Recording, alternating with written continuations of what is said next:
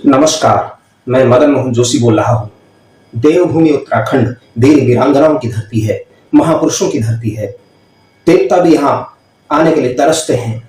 देवताओं का यहाँ पर निवास है और अनादिकाल से ये एक बहुत बड़ी आध्यात्मिक सांस्कृतिक राजधानी रही है।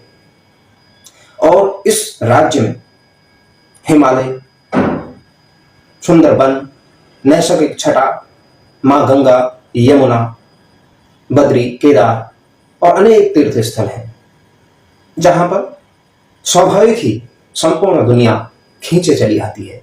ऐसी है देवभूमि उत्तराखंड। ऐसी ही देवभूमि में एक सपूत जन्मे थे पंडित गोविंद वल्लभ पंत।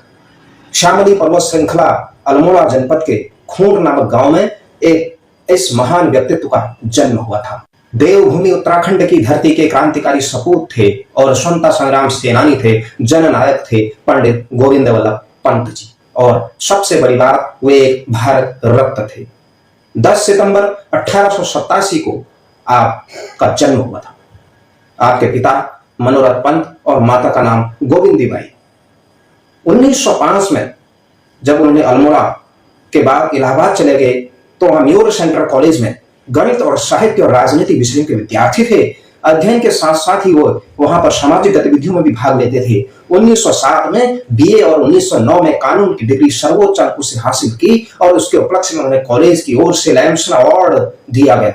1910 में उन्होंने अल्मोड़ा आकर फिर वकालत शुरू की। वकालत के सिलसिले में सबसे पहले रानीखेत गए और फिर काशीपुर जाकर प्रेम सभा नामक एक संस्था का गठन किया।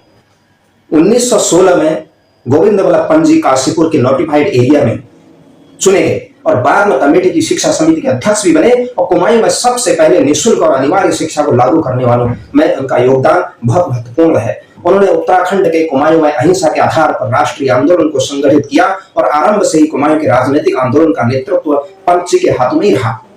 कुमायूं में राष्ट्रीय आंदोलन का आरंभ कुली बेगार, जंगलात आंदोलन, स्वदेशी प्रचार तथा विदेशी कपड़ों की होली और लगान बंदी आदि से हुआ, जो गोविंद वल्लभ पंत जी ने बहुत बड़ी महत्वपूर्ण भूमिका इसमें निभाई थी।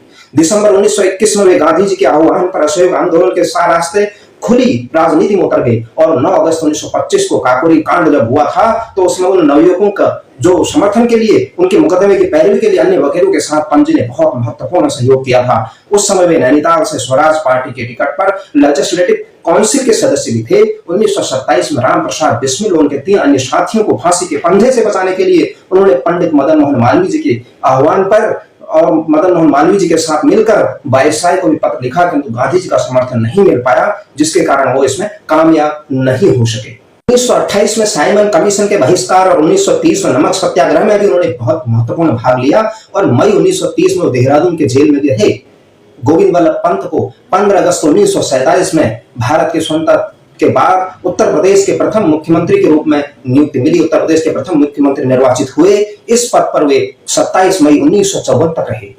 सरदार पटेल के स्वर्गवास के बाद उन्होंने भारत सरकार का गृह मंत्रालय की जिम्मेदारी सौंपी गई और भारत में उन्होंने जो आज ये दिखता है चारों तरफ हिंदी भाषा को राष्ट्र भाषा का दर्जा दिलाने के लिए उनका सबसे महत्वपूर्ण योगदान था और जमींदारी प्रथा को खत्म करने में उनका सबसे ज्यादा महत्वपूर्ण योगदान था। और उन्हीं के गृह मंत्रित्व काल में भारत रत्न जैसा जो सम्मान आज दिया जाता है, उन्होंने ही उसकी शुरुआत करवाई थी। और गोविंद वल्लभ पंत को स्वतंत्रता संग्राम में योगदान के लिए और उनके सामाजिक और सांस्कृतिक और आध्यात्मिक क्षेत्र में महत्वपूर्ण योगदान के लिए, स्वतंत्रता आंदोलन में भाग लेने के लिए भारत सरकार ने उनके उत्कृष्ट कार्य करने के उपलक्ष्य में राष्ट्रपति डॉक्टर राजेंद्र प्रसाद द्वारा उन्हें भारत रत्न से भी अलंकृत किया गया। 7 मार्च 1961 को इस महामनीषी का महाप्रयाण हो गया। ऐसा महान व्यक्तित्व हमारे देवभूमि उत्तराखंड की धरती पर जन्मा और यहाँ के लोगों ने उसको चलता फिरता देखा और उन्होंने इस क्रांति के बिगुल को फूंका, बहुत सारे सामाजिक काम किए, जिसके कारण गोविंद वल्लभ पंत जी के जीवन से हम सभी को प्रेरणा लेनी चाहिए। महान मनीषी गोविंद वल्लभ पंत जी को कोटि कोटि नमन।